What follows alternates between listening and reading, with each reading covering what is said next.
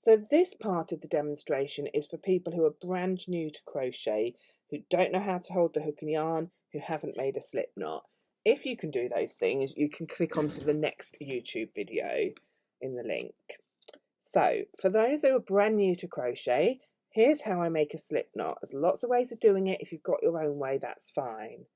Put the tail of the yarn on the palm of your hand and bring the other end over the back of two fingers, underneath those two fingers, and overlap to make an X shape like that. So you've got a piece of yarn, let's just move all that bit at the beginning, at the front, near your fingertips, and it's crossed over the top of that yarn so that the yarn crossed over sits towards the back of your hand. With your hook in your dominant hand, push your hook underneath that front strand of yarn and use that hooky part to hook onto the piece that's behind it. Now just bring your hook forward, hooking onto that piece of yarn so it's coming underneath the front strand of your X, and just pull that to tighten it. Got a great big loop there. This is your slip knot. So then pull the end that's still attached to the ball and it tightens up.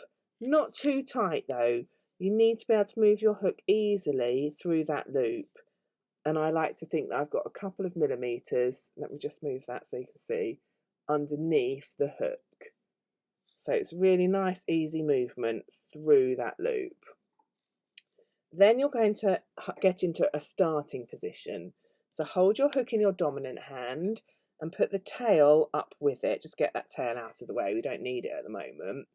So with crochet, you hold your hook in one hand and then you get into a position with the yarn wrapped around your other hand, your non-dominant hand. So I'm going to bring my non-dominant hand over here. Bring the yarn, this is the ball end of the yarn, because remember I'm holding the tail up with my hook. So bring the ball end over your little finger and under so it's wrapped around. Just drape it over the next finger. If possible, fold those into the palm of your hand and you'll feel this piece of yarn tighten up. This is your working yarn. If you can't do it, don't worry. The important thing is you need it wrapped around your little finger to give you a bit of tension. Now at the moment my non-dominant hand has the thumb pointing upwards.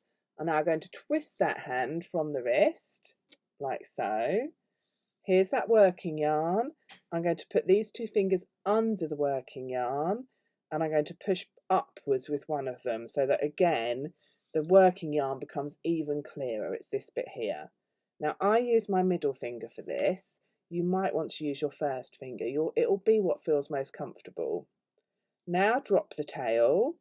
So here it is in my hook hand. Let go of that and hold on to it with your thumb and your other finger.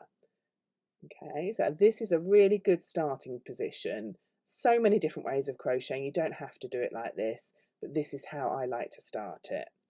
And then to make a chain, which is how we start the granny squares, you hook on to the arm with your hook, half a twist, so underneath the yarn, half a twist, put it through that loop on your hook. And then again. And then you've got 1, 2 chains here. Keep practicing. So if you're new to crochet, before you continue on to make your granny square, you might want to just practice these chains a bit.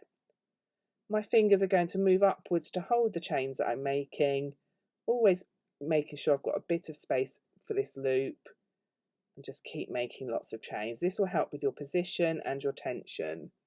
So if you're brand new to crochet, before you actually start your granny square, maybe give yourself 20 minutes, half an hour practicing this, maybe an evening, a couple of days, whatever it takes for you to feel comfortable with it.